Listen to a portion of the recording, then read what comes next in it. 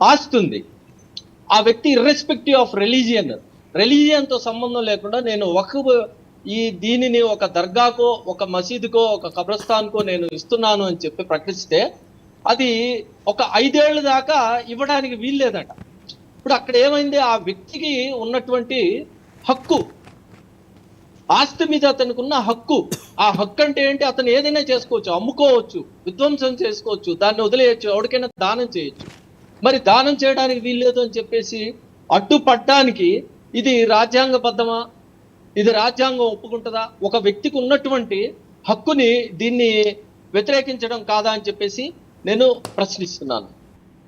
అదేవిధంగా కనుక మనం చూస్తే ఇంకొకటి, ఇప్పుడు వక్ఫ్ బై యూజర్, ఇప్పుడు తరతరాలుగా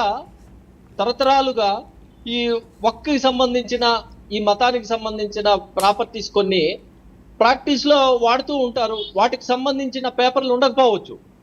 ఇప్పుడు 1000 సంవత్సరాల క్రితం, 1500 సంవత్సరాల క్రితం కనుక మనం చూసేటట్టయితే ఈ పేపర్లు, ఈ రిజిస్ట్రేషన్లు ఇవన్నీ లేవు కదా, ఈ వాడుతూ ఉంటారు. సరే, ఒక్క నిమిషం, మీరే మాట్లాడండి బషీర్ గారు. 1000 సంవత్సరాల క్రితం, 1500 సంవత్సరాల క్రితం ఎక్కడి నుంచి వచ్చారండి మీరు? 1000 సంవత్సరాల క్రితం, 1500 సంవత్సరాల క్రితం మీరు ఎక్కడి నుంచి వచ్చారు?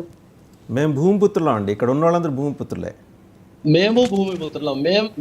మీరు ఎక్కడి నుంచి వచ్చారని అడుగుతున్నా. అంటే మీరు క్లెయిమ్ చేస్తున్న వక్ఫ్ ల్యాండ్స్ మీకు ఎవరు దానం ఇచ్చారు? ఏ ఔరంగజేబో, ఏ షాజహానో, లేక ఏ అక్బరో, ఏ బాబరో, ఏ హుమయూనో మీకు ఇచ్చుంటారు.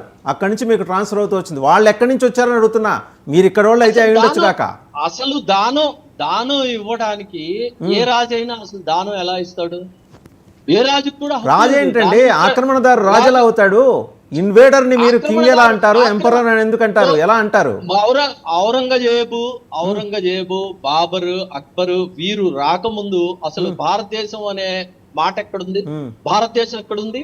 ఢిల్లీ ఉంది. ఢిల్లీ సామ్రాజ్యం ఉంది. మగధ సామ్రాజ్యం ఉంది. కళింగ సామ్రాజ్యం ఉంది.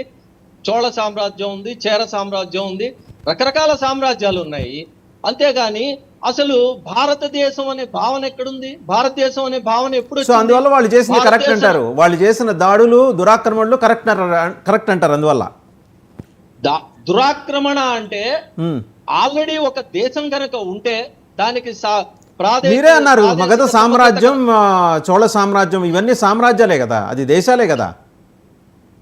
నాడు చరిత్రలో చూసుకుంటే గనక దేశాలకు